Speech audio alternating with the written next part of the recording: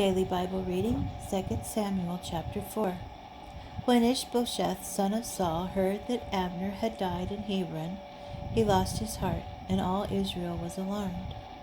The son of Saul had 2 company commanders, one named Baanah and the other Rechab, sons of Rimmon the Beerothite, Benjaminites. Since Beeroth too was considered part of Benjamin, the Beerothites had fled to Gittaim, where they had sojourned to this day. Jonathan, son of Saul, had a son whose feet were crippled. He was 5 years old when the news about Saul and Jonathan came from Jezreel, and his nurse picked him up and fled. But as she was fleeing in haste, he fell and was lamed. His name was Mephibosheth. Rechab and Baanah, sons of Rimmon the Beerothite, started out, and they reached the home of Ishbosheth at the heat of the day, when he was taking his midday rest. So they went inside the house as though fetching wheat, and struck him in the belly.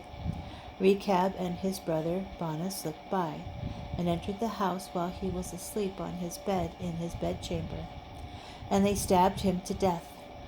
They cut off his head and took his head, and made their way all night through the Arabah. They brought the head of Ishbosheth to David in Hebron. "Here," they said to the king, "is the head of your enemy, Ishbosheth, son of Saul, who sought your life. This day the Lord has avenged my lord the king upon Saul and his offspring."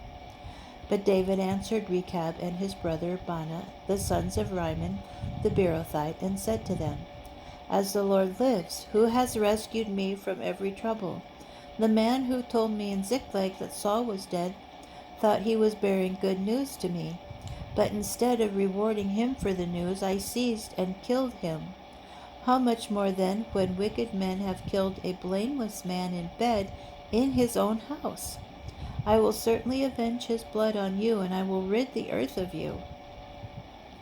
David gave orders to the young men who killed them. They cut off their hands and feet and hung them up by the pool in Hebron. And they took the head of Ishbosheth and buried it in the grave of Abner at Hebron.